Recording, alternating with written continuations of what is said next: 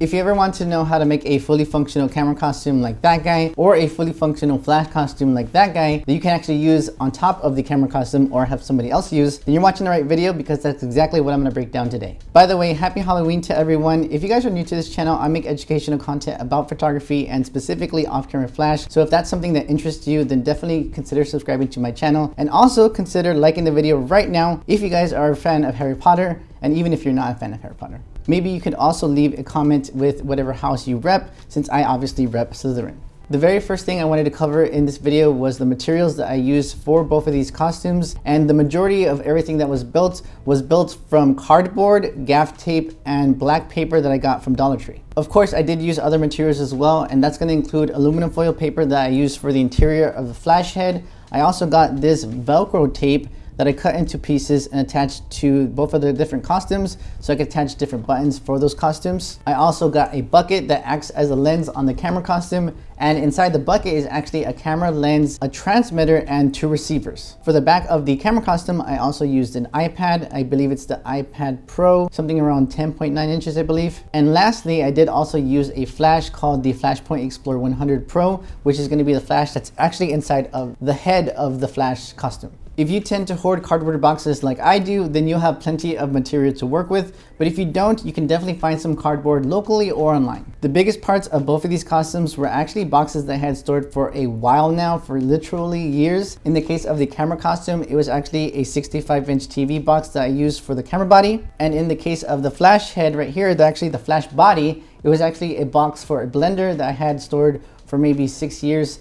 And that box was stored for 8 years. Like I mentioned earlier, it's not just cardboard that you need, but also gaff tape and paper. If you guys don't have any of those things, then I'll leave links in the description area below so you guys can have some material to work with for your costume. So here is the front part of my camera costume, and hopefully you guys noticed that it actually looks like a Sony camera. One thing I saw online when I looked at other costumes is that they didn't really look like actual cameras, they look like toy cameras, and I didn't want to do that, so I modeled my own camera costume after the Sony a7R III, which is my go-to camera for photo shoots. One thing that you will see on Sony cameras, specifically the Sony a7R III, there's actually going to be a white dot right here. That's actually going to be called the autofocus illuminator, and that's going to help your camera by turning on a light so it can help you autofocus in case you're struggling in low light. And in my case, on this actual camera costume, when I was testing taking photos with it in low light, I was experiencing some struggle with autofocus as well. So I thought to add one of my Godox R1 circular RGB lights, put some Velcro tape on the back of that as well as on the costume,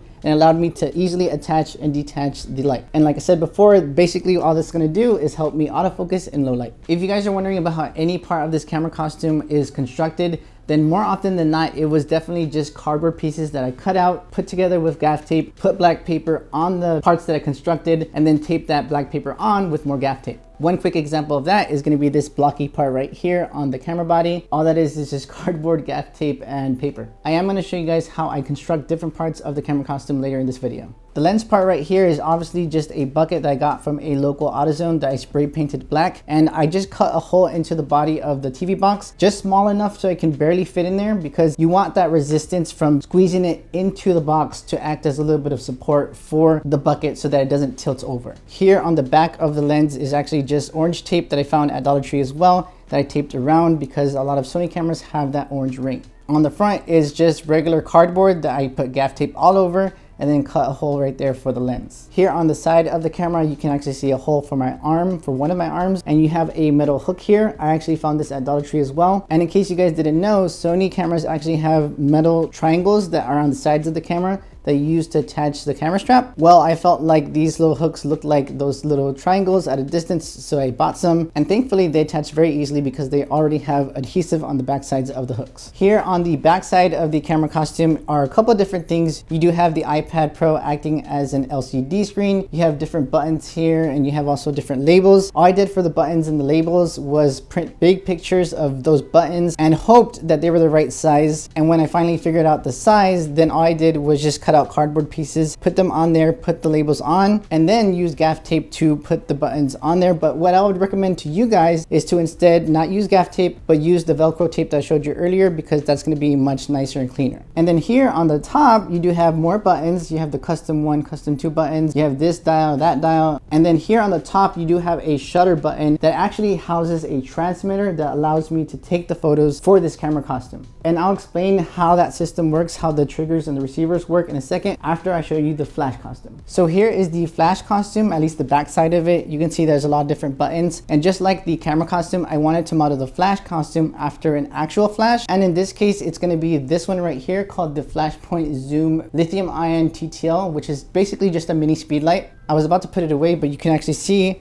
the different buttons on the speed light. You can see that they are actually the same as the buttons on the back of the flash. The body of the flash, like I mentioned earlier, was just a box for a blender that I got years ago. And then the top is just some regular Amazon box that, strangely enough, fit exactly how I wanted it to be on top of the blender box. All right, so here is the front part of the flash. And I did want to describe the autofocus assist beam first before I go to the flash head, because this is a little bit more complex. Well, the way that I constructed this autofocus assist beam was actually something that I got really lucky with. We had just bought a 20 by 30 frame, and if you guys have ever bought a frame before, you know that it's wrapped in plastic film. Well, all I did was cut a rectangle of the plastic film and then taped it onto here and then painted it with some red marker. I brought the flash just a little bit closer so you guys can see exactly what's going on in the inside, a little closer on what's going on the inside. But here on the outside, this is actually an actual diffusion panel from a cheap softbox that I had that I didn't really use, to be honest, so that's why I didn't have any problem with cutting this rectangular part of the softbox. And the way that it's attached to the flash is from the Velcro tape that I showed you guys earlier.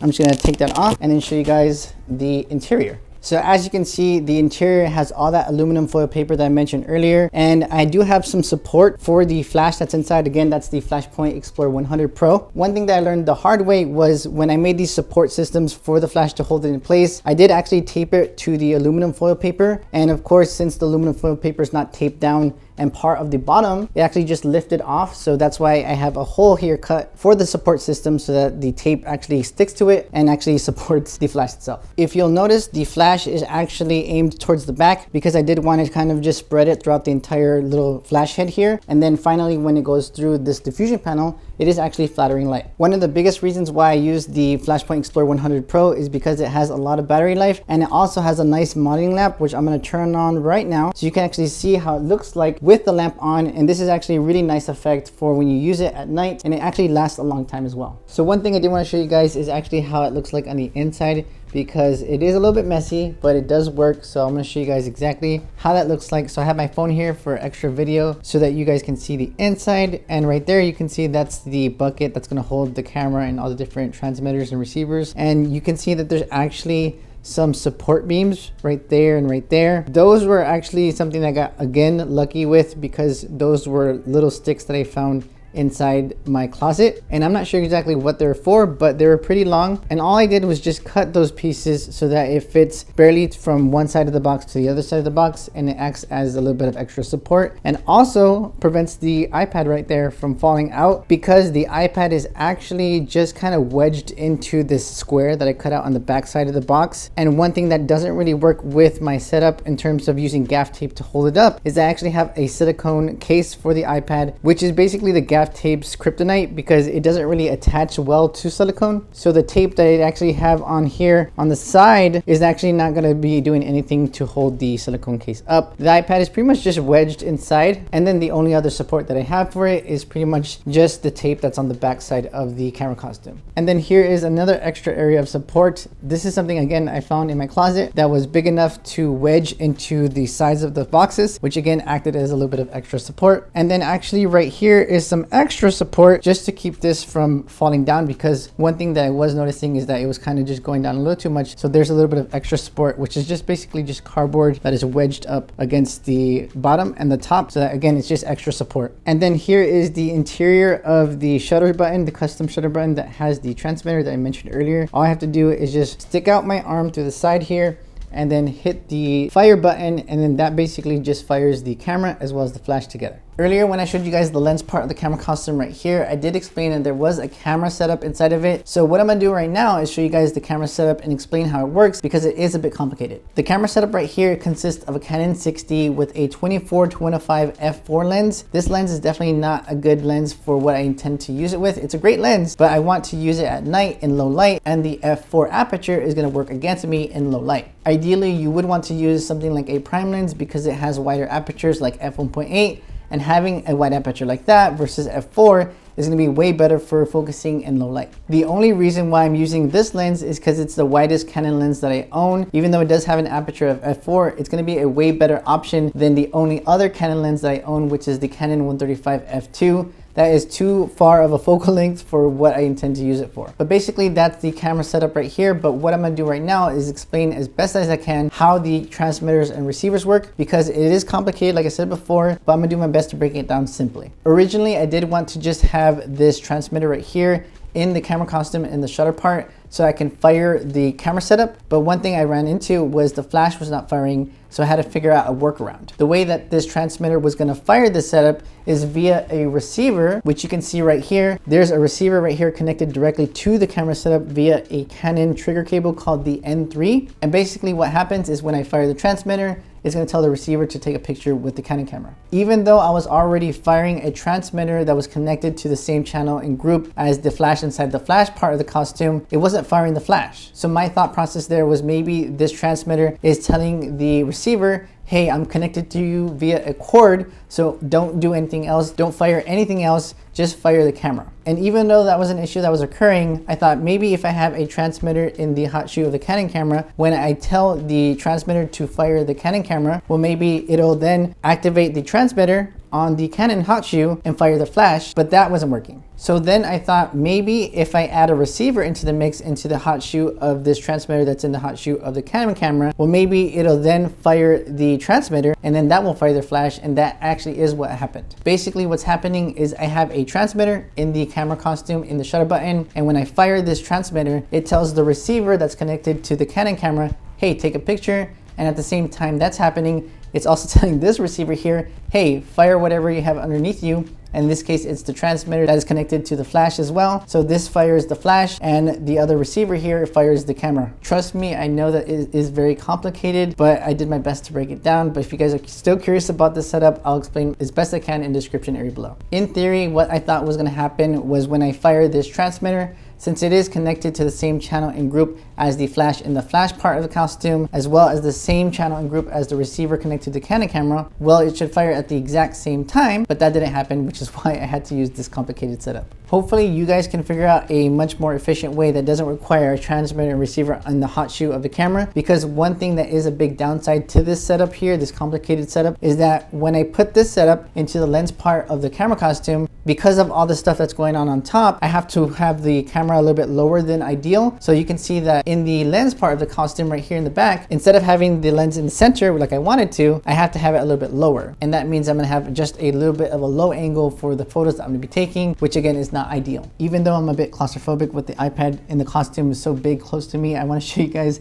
how the camera connects to the iPad, and it's very simple. All you have to do is enable the Wi-Fi function on the Canon camera. So I'm gonna go ahead and do that. And now it is enabled. And all I have to do now is see in the settings of the iPad, if the signal shows up, and it does, it says custom right there, and it should auto connect because I do have it set to auto connect to that signal. And right now it did connect. And actually one thing I didn't mention before is that you have to have the correct app installed on the iPad. And in this case, it's called the Canon Camera Connect app. And I'm gonna just open up that app right now. And you can actually see that it is connected, and all I have to do now is click where it says shoot, remote live view shooting. I'm gonna click on that, and what you're gonna see now is exactly what my camera sees. And what you're seeing is the Funko Pop that is on my desk. You can actually adjust the camera settings right here. So in this case, I'm gonna change it from ISO 12800 to 6400. And like I showed you before, all I have to do is press the transmitter here. I'm gonna half press it to focus.